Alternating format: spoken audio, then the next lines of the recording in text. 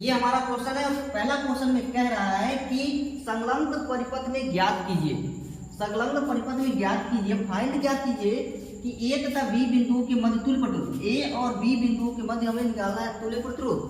फिर परिपथ में धारा, परिपथ में धारा निकालना है और 3 ओम के प्रतिरोध के सिरों पर विभवांतर, ये हमारा परिपथ है। ठीक है, तो क्वेश्चन सॉल्व करना शुरू करते हैं। जब भी इस तरह का क्वेश्चन देखिए और यहाँ पर दिख रहा होगा प्रतिरोध लगा हुआ, तो सबसे पहले हम सॉल्व करेंगे प्रतिरोध को। तो देखिए ये वाला प्रतिरोध और ये वाला प्रतिरोध को पहले लगाएंगे और ये दोनों प्रतिरोध, ये वाला और ये वाला प्रतिरोध दोनों ही समांतर क्रम में जुड़े हुए हैं, तो 2 ओम और 2 ओम के प्रतिरोध को समांतर क्रम में जोड़ेंगे। ठीक है, लिखेंगे यहाँ पर 2 ओम तथा 2 ओम के प्रतिरोध, 2 ओम समांतर क्रम में जोड़ने पर, समांतर क्रम में जोड़ने पर, अब इन दोनों को समांतर क्रम में हमको जोड़ना है। अब समांतर क्रम का फार्मूला होता है 1/r बराबर 1/r1 प्लस 1/r2 और सिंपल सा हो गया 1/2 प्लस 1/2 इक्वल टू हो जाएगा 2/2 आ जाएगा, ये 1। इसका आंसर आया हो। अब ये दोनों जो है दोनों जुड़ करके ये एक प्रतिरोध हो गया, और जब एक प्रतिरोध हो गया तो ये हो गया इसका आंसर एक प्रतिरोध हो गया, एक प्रतिरोध हो गया, यानी कि ये 3 ओम का एक प्रतिरोध, फिर 1 ओम का एक प्रतिरोध, फिर 1 ओम का एक प्रतिरोध, यानी 3 प्रतिरोध अब लग गए। ठीक है, अब 3 प्रतिरोध है तो यहाँ पर लिखेंगे 3 ओम, 3 ओम, 1 ओम तथा 1 ओम के प्रतिरोधों को, अब ये तीनों ही एक ही लाइन में है, तो एक ही लाइन में है यानी कि श्रेणी क्रम में है, तो श्रेणी क्रम में जोड़ने पर, श्रेणी क्रम में जोड़ने पर, चलिए देखते हैं इसका फार्मूला क्या होता है। इसका फार्मूला था R बराबर होता है R1 plus R2 plus R3, ये हमारा फार्मूला है R1 plus R2 plus R3। अब इस फार्मूला से जोड़ेंगे तो 3 4 5 आएगा, 3 प्लस 1 प्लस 1 इक्वल टू 5 ओम निकल गया हमारा तुल्य प्रतिरोध, इसका निकल गया कितना 5 ओम। अब हमें निकालना है परिपथ की धारा, तो परिपथ की धारा निकालने के लिए यानी कि दूसरा हम पॉइंट पाते हैं, ये हमारा दूसरा है परिपथ की धारा, तो I बराबर होता है V/R। V की वैल्यू यहाँ पर दी हुई है 6 वोल्ट, देखिए V की वैल्यू 6 वोल्ट है, यानी रखेंगे यहाँ पर 6। R की वैल्यू अभी हमने निकाला है 5, तो यहाँ हो जाएगा 5, डिवाइड करेंगे तो आएगा 1.2 एम्पियर। तीसरा पॉइंट कह रहा है कि 3 ओम की प्रतिरोध के सिरों के बीच विभवांतर, अब ये 3 ओम इसमें ढूंढिएगा, तो ये प्रतिरोध है, इसमें हमारा 3 ओम यहाँ पर दिया हुआ है, इस 3 ओम के प्रतिरोध के बीच हमको निकालना है क्या, विभवांतर। तो यहाँ पर हो गया आपका V बराबर होता है IR। अब मल्टीप्लाई कीजिए, I का मान यहाँ निकाला हमने 1/2 मल्टीप्लाई R का मान वहां दिया हुआ है 3, अब ये हो जाएगा 36.3.6 वोल्ट। ये आपका क्वेश्चन लग कि संलग्न परिपथ में सेल के आंतरिक प्रतिरोध की गणना कीजिए। अब ये हमारा प्रतिरोध है, इसमें कह रहा है कि ये हमारा सर्किट है, इस सर्किट में कह रहा है कि आंतरिक प्रतिरोध निकालना है, आंतरिक प्रतिरोध यानी कि स्मॉल r फाइंड करना है। ठीक है, अब निकालते हैं इसको। तो सबसे पहले देखिए यहाँ पर 3 ओम और ये 3 ओम, 3 ओम और 3 ओम का प्रतिरोध जो है यहाँ पर दिया हुआ है समांतर क्रम में। ठीक है, तो कुछ चीजें इसमें लिख लेते हैं, जैसे कि दूसरा है हम सॉल्व करते हैं। माना देखिए ये चल रहा है, इसमें विद्युत वाहक बल यहाँ पर 1.5 का लगा है। माना विद्युत वाहक बल, माना विद्युत वाहक बल, अब विद्युत वाहक बल को लिखते हैं इसे E बराबर 1.5 एम्पियर, सॉरी वोल्ट, E बराबर 1.5 यहाँ पर दिया हुआ है। अब और क्या दिया हुआ है, धारा दिया 0.6 एम्पियर, धारा यानी I दिया है यहाँ पर 0.6 एम्पियर। ठीक है, स्मॉल r की वैल्यू हमें फाइंड करनी है, R1 यहाँ है, R2 यहाँ है, तो हमें ये जो दिख रहा है, ये वाला जो दिख रहा है, ये दिख रहा है हमें समांतर क्रम में। तो सबसे पहले 3 ओम के प्रतिरोध को हमें निकालना है समांतर क्रम में, तो यहाँ हो जाएगा 1/r बराबर होता है 1/r1 प्लस 1/r2, यानी ये हो जाएगा 1/r1 3 प्लस 1/3 बराबर हो जाएगा 2/3 आर 3/, ये हो जाएगा 2, ये निकल जाएगा 3/2। ठीक है, अब कह रहा है कि विभवांतर निकाल लेते हैं, क्योंकि हमें विभवांतर की जरूरत पड़ेगी। ठीक है, तो विभवांतर यानी V बराबर होता है आई आर, आई का मान दिया हुआ 0.6 मल्टीप्लाई आर का मान हमने अभी निकाला है कि यहाँ पर, तो ये हो जाएगा 3/2, 2 से इसको डिवाइड कर दे तो 2 3 6 3 3 का 9 यानी 0.9, ये हो गया विभवांतर। हमको निकालना क्या है कि निकालना है इस स्मॉल आर का मान। ठीक है, तो इसके लिए फार्मूला होता है E बराबर V प्लस आई आर, ये हो गया फार्मूला, जिसमें E का वैल्यू यहाँ पर गिवन है, E का वैल्यू यहाँ पर गिवन है, यानी ये 1.5 इक्वल टू V का मान जो हमने निकाला है 0.9 प्लस I का मान वहाँ पर 0.6 दिया हुआ है, और ये R आपका मल्टीप्लाई में चलेगा। ठीक है, अब ये हो गया आपका। अब अगर इसको सॉल्व करेंगे तो ये देखिए तो 1.5 माइनस 0.9 इक्वल हो जाएगा 0.6 मल्टीप्लाई ये R, घटाएंगे तो ये आएगा 9 6 15 यानी 0.6 इक्वल टू हो जाएगा 0.6 मल्टीप्लाई R, और ये हो जाएगा आपका R को बाहर करेंगे तो ये 0.6 बटे 0.6 कट जाएगा तो आएगा 1, यानी स्मॉल r को माना गया 1, यानी 1 ओम जो है यानी हमारा आंतरिक प्रतिरोध का जो वैल्यू है वो 1 ओम का है। ठीक है, तो क्वेश्चन आपको समझ में आ गए होंगे, मैंने क्वेश्चन लगा दिए। चलिए आगे अगला क्वेश्चन हम लोग लगाते हैं। अगला जो क्वेश्चन कह रहा है वो कह रहा है कि संलग्न वैद्युत परिपथ में सेल का आंतरिक प्रतिरोध 1 ओम है। ठीक है, ये है हमारा वैद्युत परिपथ, इसमें इसका आंतरिक प्रतिरोध 1 ओम दिया हुआ है। विद्युत वाहक बल 20 वोल्ट है, यानी विद्युत वाहक बल ये जो बैटरी लगी है ये प्लस और ये माइनस की, ये जो है आपकी 20 वोल्ट दी गई है। तो इसमें हमको फाइंड करनी है, फाइंड क्या करें, परिपथ का संपूर्ण प्रतिरोध, टोटल प्रतिरोध इसका निकालना है एक तो, फिर निकालना है परिपथ की धारा, परिपथ की धारा निकालिए, फिर बिंदु A व B के बीच निकालनी है विभवांतर। 3 चीजें इसमें भी निकाले, पहले वाले क्वेश्चन जो हमने लगाया उसमें भी हमने 3 चीजें फाइंड की थी। चलिए लगाते तो पहले आपको देखो ये वाला जो प्रतिरोध है, ये वाला जो प्रतिरोध है वो हमारा है आपका, ये प्रतिरोध किस क्रम में जुड़ा है, श्रेणी क्रम में जुड़ा हुआ है। तो इसको 4 और 2 ओम के प्रतिरोध को हम श्रेणी क्रम में जोड़ देंगे, तो यहाँ पर जोड़ देंगे श्रेणी क्रम में, श्रेणी क्रम में, श्रेणी क्रम।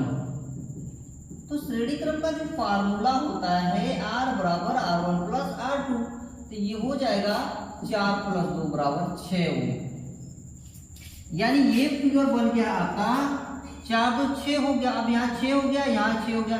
अब 6 ओम और 6 ओम का जो प्रतिरोध है वो किस क्रम में हो गया, समांतर क्रम में हो गया। तो यहाँ दूसरा पॉइंट कह रहा है कि समांतर क्रम में, यहाँ पर चूंकि ये समांतर क्रम में हो गया, चूंकि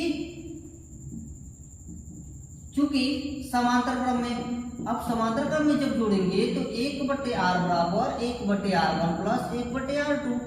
अब ये हो गया 4 2 6 ओम और ये 6 ओम, यानी 1/6 प्लस 1/6 यानी 1/6 प्लस 1/6 इक्वल टू 2/6, 2/6 या तो 6/2 यार आ जाएगा ये 3, यहाँ हो गया 3 ओम, ये हो गया 6 ओम।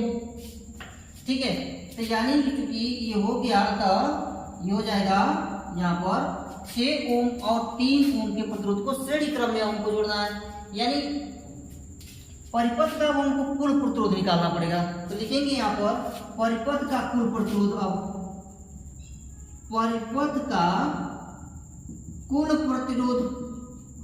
प्रतिरोध यानी क्या ना, परिपथ का संपूर्ण प्रतिरोध। तो पहला आंसर यहाँ पर हमारा आ जाएगा, परिपथ का संपूर्ण प्रतिरोध। देखो 1 ओम तो ऑलरेडी दिया है, 3 ओम यहाँ निकाला हमने, 6 ओम यहाँ दिया है, मिलकर हो गया 6 3 9 और 1 10 ओम, यानी श्रेणी क्रम में आएगा ये।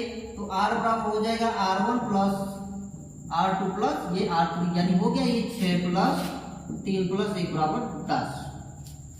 निकल गया टोटल ये। अगर फिगर इसका अलग अलग बनाएंगे तो अलग अलग बनेगा इसका। ठीक है, ये हो गया था, हमने इसका संपूर्ण प्रतिरोध यहाँ पर फाइंड कर लिया। पहला वाला आंसर हमको मिल गया 10 ओम जो है इसका संपूर्ण प्रतिरोध निकल के आ गया। अब कह रहे हैं परिपथ की धारा फाइंड कीजिए। परिपथ की धारा निकालने के लिए होता है हमारे पास I बराबर होता है V/R। V की वैल्यू यहाँ पर देखिए, V दिया है 20 वोल्ट, V का मान दिया है 20 वोल्ट, तो 20 वोल्ट, R का मान यहाँ पर 10 वोल्ट, 10 वोल्ट डिवाइड कर देता है 2 एम्पियर आ गया ये, ठीक है। अब कह रहा है कि बिंदु A व B के बीच विभवांतर, A व B के बीच विभवांतर निकालना आपको, ठीक है। A व B के बीच विभवांतर निकालेंगे, ध्यान लिखेंगे A तथा B के बीच विभवांतर, A और B के बीच विभवांतर। तो यहाँ का प्रतिरोध A और B के बीच हमने प्रतिरोध निकाला था, देखिए यहाँ पर 3, ठीक है। A और B के बीच हमने प्रतिरोध निकाला था, कितना आया था 3 आया था, तो 3 आया था, तो विभवांतर V बराबर होता है IR। I का मान यहाँ पर हमने फाइंड किया है 2, तो 2 मल्टीप्लाई 3 बराबर हो जाएगा 6। ये भी क्वेश्चन आपका सॉल्व हो गया, विभवांतर यानी निकल के आ गया ये 6 ओम का, तो ये क्वेश्चन आपको समझ में आ गया होगा, ठीक है। चलिए अगले क्वेश्चन की तरफ बढ़ते हैं कि एक परिपथ में 10 ओम, 6 ओम तथा 4 ओम के 3 प्रतिरोध श्रेणी क्रम में जो संयोजित हैं, इस परिपथ पूरे संयोजन के सिरों के बीच विभवांतर 10 वोल्ट है, तो प्रत्येक प्रतिरोध में धारा तथा विभवांतर ज्ञात कीजिए। अच्छा, तीनों क्या है, कौन से क्रम में, श्रेणी क्रम में, मतलब तीनों एक ही क्रम, अगर इसका फिगर बना दिया जाए, इसका कुछ इस तरह से बनेगा, 3 प्रतिरोध लगाना है हमको, मैंने इसका फिगर ड्रा कर दिया और बेहतरीन तरीके से इसका फिगर देखिए ड्रा हो गया, थोड़ा फिगर ये बड़ा बन गया। इसमें हम लगा लेंगे एक बैटरी, यहाँ पर प्लस हो गया, ये माइनस हो गया, इसका जो है 10 वोल्ट दिया है, ये 10, ये 6 और ये 4, ठीक है, 10 6 4। इस क्वेश्चन को सॉल्व करना बहुत इजी है, ठीक है।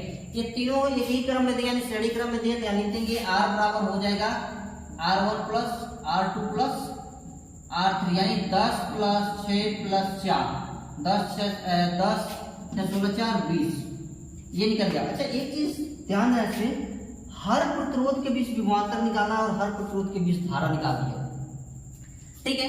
जब श्रेणी क्रम में रहेगा तो धारा सब में एक रहेगी, विभवांतर अलग अलग रहेगा।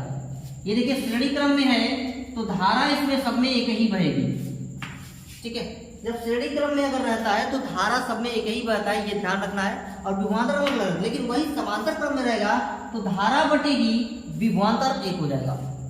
ये पॉइंट आपको ध्यान रखनी है। तो यहाँ पर हमें सबसे पहले क्या निकालना है, धारा निकालना है। तो धारा का मान निकालने के लिए यानी कि I बराबर होता है V बटे R।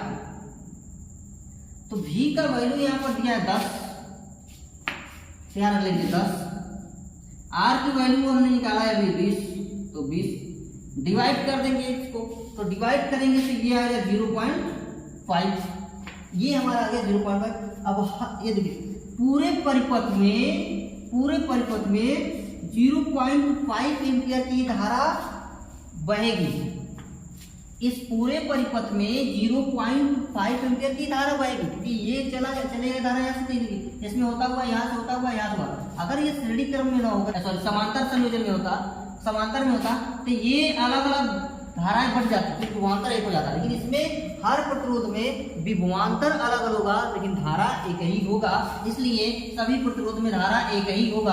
अतः हम निकालेंगे इसमें विभवांतर, ठीक है। तो विभवांतर निकालने के लिए यहाँ पर V बराबर होता है IR। निकालना है विभवांतर, तो पहले वाले में निकालते हैं, ये मान लेंगे हम R1, ये R2 और ये R3, तो ये हो जाएगा V बराबर IR से निकालेंगे तो ये हो जाएगा V बराबर IR1 में, IR1 में इसमें निकालेंगे तो ये I का मान देखिए, I का मान है 0.5, तो 0.5 मल्टीप्लाई 10, तो ये हो जाएगा कितना, 10 × 50 यानी 5 वोल्ट का विभवांतर इसमें हो गया।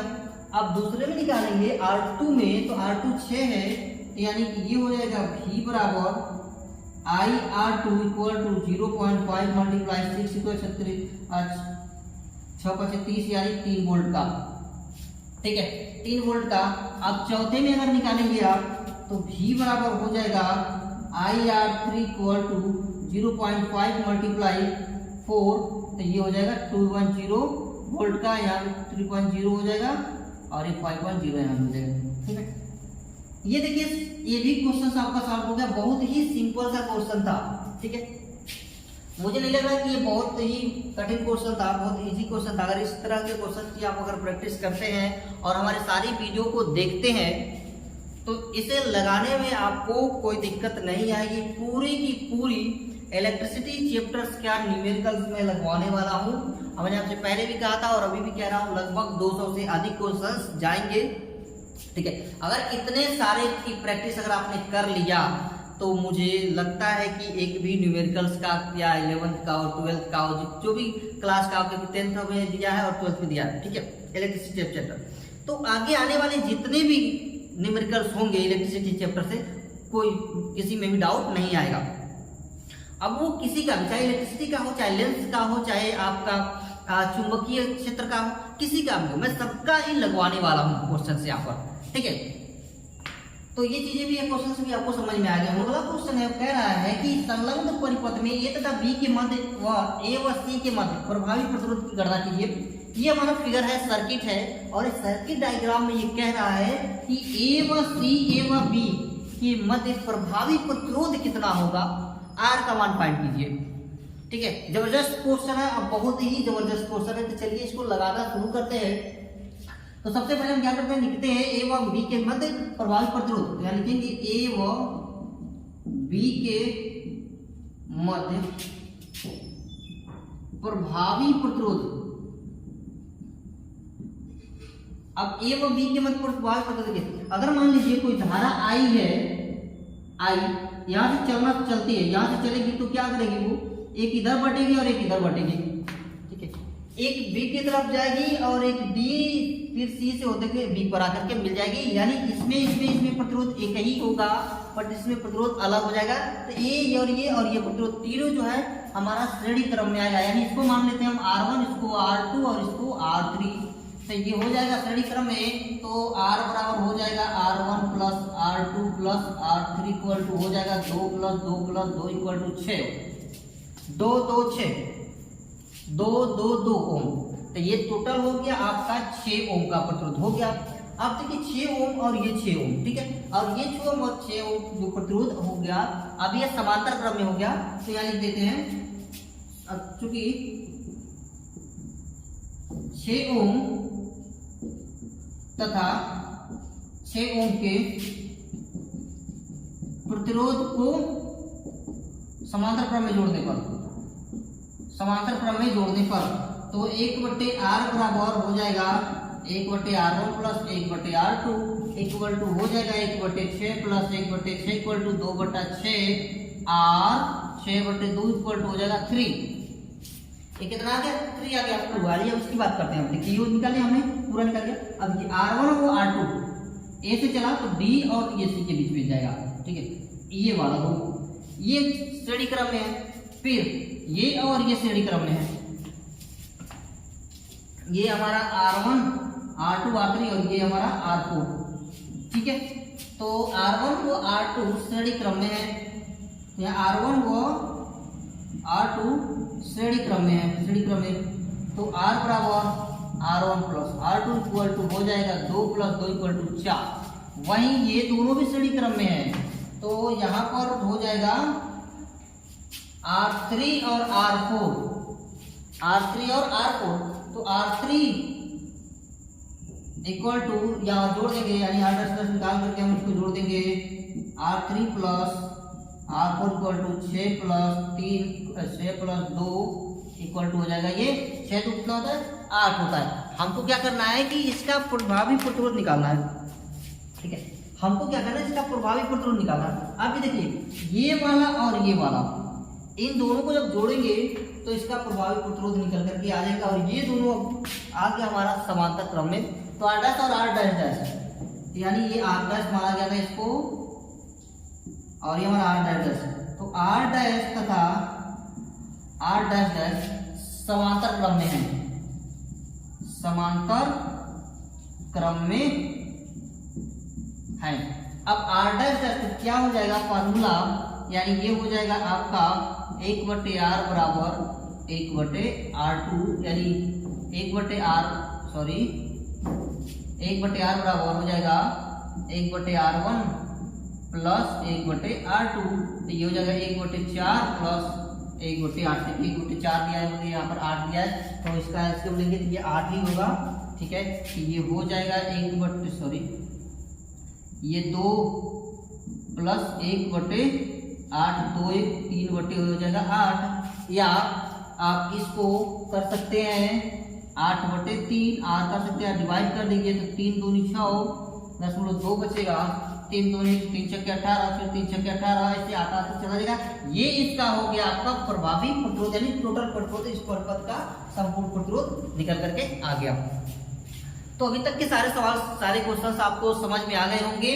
तो अगर आपको वीडियो ये पसंद आया हो तो आप हमारे चैनल को लाइक कर दीजिए, शेयर कीजिए और सब्सक्राइब भी कर दीजिए, ताकि ऐसे ही आगे आने वाली वीडियो जितनी भी है आपको मिलती रहे। क्योंकि मैं यहाँ पर प्रैक्टिस सेशन चला रहा हूँ, तो इस प्रैक्टिस सेशन में आप पार्टिसिपेट कीजिए और क्वेश्चंस को लगाना सीखिए, सभी न्यूमेरिकल्स को लगाना सीखिए। ठीक है, तो आज के लिए इतना ही, मिलते हैं फिर हम लोग नेक्स्ट वीडियो में और नए नए क्वेश्चंस के साथ, क्योंकि मैं यहाँ पर लगभग 200 से अधिक ही क्वेश्चन लगवाने वाला हूँ। तो इस चीज़ को आप मत भूलिए और प्रैक्टिस करिए, आपके सारे न्यूमेरिकल्स में डाउट जो है आपके क्लियर हो जाएंगे।